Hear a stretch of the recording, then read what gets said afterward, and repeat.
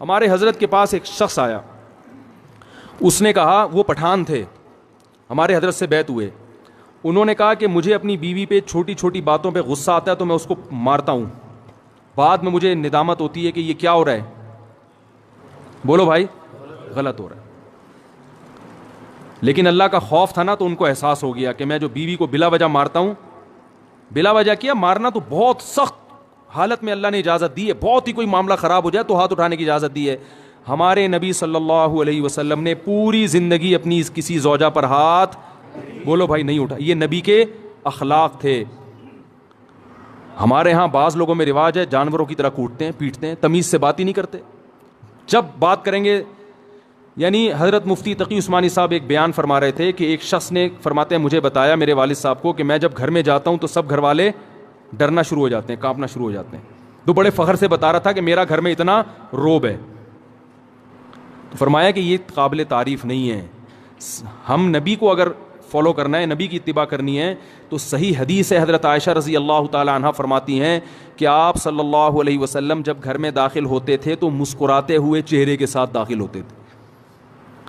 تو مجھے جب کسی نے بتایا نا ایک طالب علم کا قصہ کہ وہ گھر میں داخل ہوتا ہے تو گھر والے کانپنا شروع ہوتے ہیں, میں نے کہا وہ کوئی چنگیز خان کی اولاد ہوگا, پھر وہ اس کا اصلاحی تعلق کس سے ہوگا؟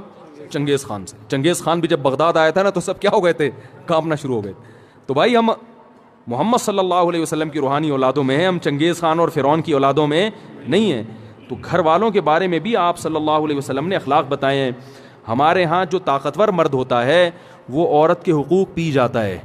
وہ شریعت صرف عورت کے بارے میں جانتا ہے, اپنے بارے میں شریعت نہیں جانتا. کہ میں جو اتنا غصہ کر رہا ہوں بیوی کے اوپر, بلا وجہ بات بات پہ سختی کر رہا ہوں, کھانا تھوڑا دیر سے پک گیا تو اس کو مارنا شروع کر دیا, ڈانٹنا شروع کر دیا, تانے دینا شروع کر دیے, اس کے بارے میں بھی قیامت کے دن مجھ سے سوال ہوگا کہ بھئی دیکھو ہمیں اپنے اخلاق بھی عورتوں کے ساتھ, جو گھروں میں خواتین ہیں نا, اس میں چنگیز خان بننے کی اجازت. میں آپ کو ایک بات بتاؤں, اگر ناراض نہ ہو, کراچی اور پنجاب میں مردوں کی شکایتیں آتی ہیں کہ بیویاں ظلم کرتی ہیں, اور بلوچستان اور کوئٹہ اور کے پی کے سے خواتین کی شکایتیں آتی ہیں کہ مرد ظلم کرتے ہیں.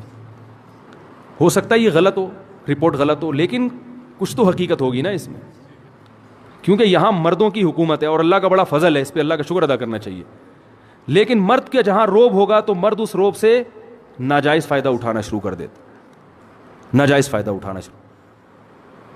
تو حضرت حکیم الامہ مولانا شرف علی تھانوی رحمہ اللہ تعالی نے لکھا ہے کہ مسلمان عورت کی یہ سب سے بڑی خوبی ہے کہ وہ جب اس کی شادی ہوتی ہے تو اپنے مرد کے علاوہ اس کی توجہ کسی اور کی طرف نہیں ہوتی. فرمائیے یہ اتنی بڑی خوبی ہے کہ اس خوبی کے ہوتے ہوئے بیوی کی ہر خامی کو برداشت کر لو کہ یہ تمہاری ہے.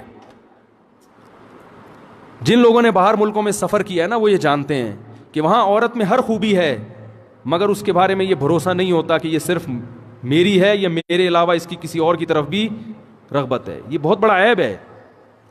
تو مسلمان عورت میں اب تک الحمدللہ خیر غالب ہے, وفا کرتی ہے اپنے شوہر کے ساتھ, شوہر کو فالج ہو جائے علاج کرے گی اس کا, بھاگے گی نہیں وہاں سے.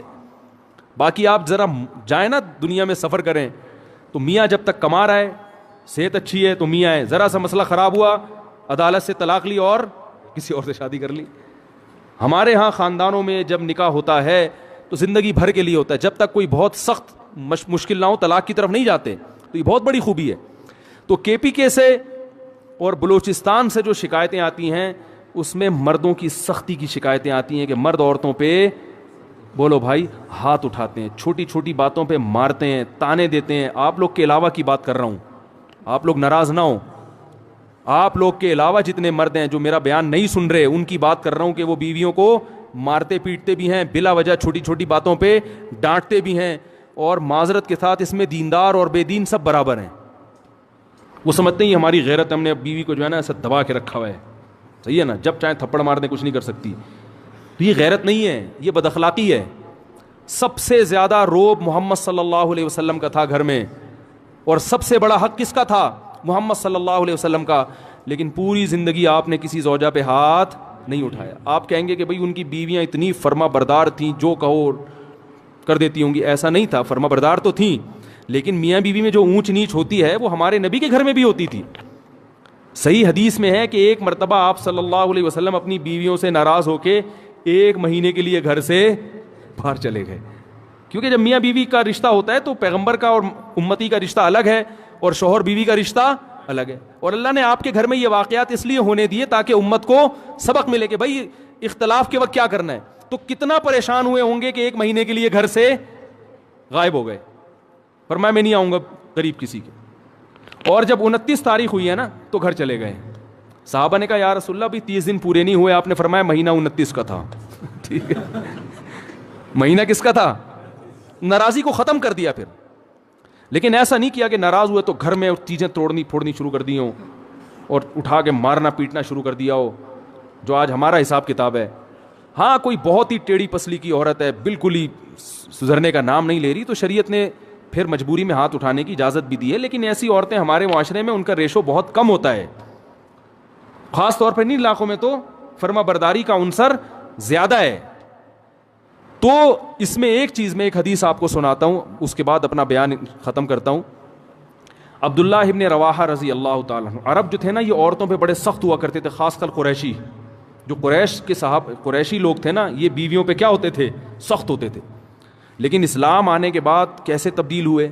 عبداللہ ابن رواحہ رضی اللہ تعالیٰ عنہ نے وہ اپنی باندی سے کہا کہ میری اس بکری کی خاص طور پر تم نے کیا کرنی ہے؟ حفاظت کرنی ہے. تو اللہ کی قدرت کہ وہ بھیڑیا آیا اور اس بکری کو کھا گیا. عبداللہ ابن رواحہ کا غصہ آیا اور انہوں نے 1 تھپڑ لگا دیا باندی کے. صرف 1 تھپڑ مارا ہے, بیوی کے نہیں بلکہ, حالانکہ باندی کا درجہ بیوی سے, باندی تو نوکر ہوتی ہے نا, غلام ہے, لونڈی ہے, اس کا وہ مقام تھوڑی ہے جو بیوی کا ہے. 1 تھپڑ لگا دیا. عبداللہ ابن رواحہ رضی اللہ تعالیٰ عنہ چونکہ مسلمان ہو چکے تھے نا, زمانہ جاہلیت میں تو ہوتے تو 20-30 تھپڑ مار دیتے کہ بھائی اس نے غلطی کی ہے. ہم ہوتے ہم کیا کہتے ہیں, یار بھیڑیے نے کھانا تھا تو اسی بکری کو کھانا تھا ہے بھائی, اور بکریاں نظر نہیں آئیں, اس کا مطلب تمہارے بھیڑیے کے ساتھ کیا ہیں؟ تعلقات ہیں. ٹھیک ہے, تم نے مخبری کی ہے بھیڑیے کو, اسی کو کھاؤ آ کے. 10 باتیں سوچتے اور منفی ذہن چلتا. عبداللہ ابن رواحہ نے غصے میں 1 تھپڑ لگایا, مگر ندامت ہوئی. کیوں؟ اسلام لا چکے ہیں, ان کو پتا ہے کہ ایک ایک عمل کا قیامت کے دن جواب بولو بھائی دینا پڑے گا. اگر اس میں باندی کی غلطی نہیں تھی تو میرا تھپڑ قیامت کے دن اعمال میں لکھا جائے گا. اور عین ممکن ہے کہ باندی کی غلطی نہ ہو, کیونکہ بھیڑیا جب آتا ہے تو وہ تو نگرانی کے باوجود کھا جاتا ہے. اب احساس ہوا تو رسول اللہ صلی اللہ علیہ وسلم کے پاس آئے, عرض کیا یا رسول اللہ میں نے باندی کو تھپڑ مار دیا, کیا مجھ سے ظلم تو نہیں ہوا؟ مختصر سنا رہا ہوں حدیث. آپ صلی اللہ علیہ وسلم نے صحابی کو حکم دیا کہ اس باندی کو آزاد کر دو. اس وقت آج کے حساب سے دیکھا جائے تو باندی کی قیمت کروڑوں اربوں روپے بنتی تھی. سب سے مہنگا مال کیا ہوتا تھا اس زمانے میں؟ باندی. 1 تھپڑ کے بدلے میں نبی نے کیا حکم دیا؟ اگر جہنم کی آگ سے بچنا چاہتے ہو تو اس کو آزاد کر دو. عبداللہ ابن مسعود رضی اللہ تعالیٰ عنہ نے ایک دفعہ اپنے غلام کو مارا. وہ بھی غلام تھا, نوکر تھا, بیوی نہیں تھی. غلام کا مقام تو بیوی سے کم ہوتا ہے. جب مارا تو آپ صلی اللہ علیہ وسلم نے کیا حکم دیا؟ فرمایا اللہ اقدر علیک منک علیہ, اے ابن مسعود جتنی تجھے اپنے غلام پہ قدرت ہے نا, اللہ کو تجھے اس سے بھی زیادہ قدرت, اللہ کو تجھ پر اس سے بھی زیادہ قدرت ہے. تو آج اس کو مار رہا ہے اس لیے کہ تیرا نوکر ہے, یہ کچھ نہیں کر سکتا.